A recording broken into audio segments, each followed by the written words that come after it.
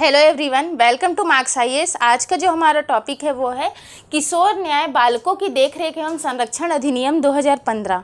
तो इसमें हम देखेंगे कि किशोर कौन कहलाते हैं, कानून क्यों बनाया गया, कब लागू हुआ और इसका मुख्य उद्देश्य क्या है।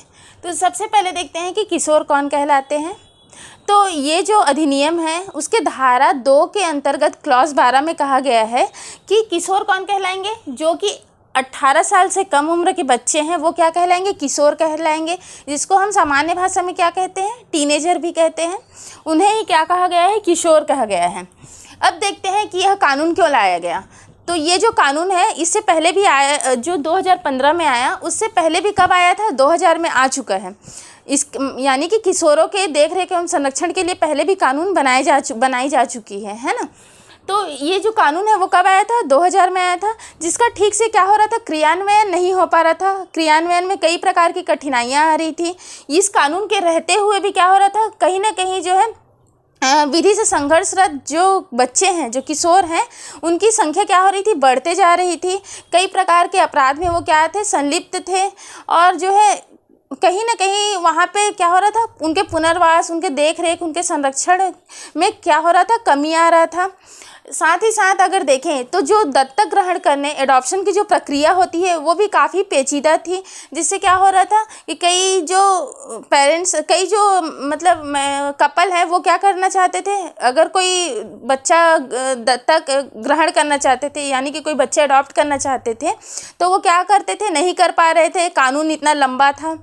साथ ही साथ जो ये बच्चों की देखरेख, बालकों की देखरेख एवं संरक्षण के लिए जो कार्य करती है ऐसी संस्थाएँ, वो वहाँ पर क्या थी, पर्याप्त सुविधाएं नहीं प्राप्त थी। और वहाँ पे कहीं ना कहीं उनमें जो है कमियां थी, जो अकाउंटेबिलिटी है, ट्रांसपेरेंसी, इन सब सारी चीज़ों की क्या थी, वहाँ पे कमी थी।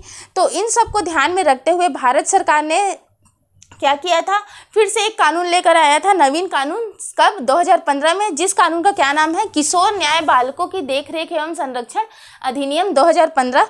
जिससे क्या किया गया, इनकी जो भी परेशानियां आ रही थी, जो भी क्या हो रहा था, कहीं ना कहीं असुविधा थी, उनको क्या किया गया, पूरा किया गया। उनको जो है क्या किया गया, जो भी ऐसी संस्थाएं हैं उनको पर्याप्त सुविधाएं प्रदान की गई। और कहीं ना कहीं जो किशोर जो गलत रास्ते पर चल रहे थे उनके विकास के लिए कार्य किए गए। तो कहीं ना कहीं जो ये कानून है वो इनके विकास के लिए, किशोर के विकास के लिए लेकर आया गया। तो कब लागू हुआ, अगर देखें तो ये कानून लागू हुआ था 15 जनवरी 2016 को। तो जब ये कानून लागू हुआ था तो क्या था, ये संपूर्ण भारत में लागू था, केवल जम्मू और कश्मीर को छोड़ के।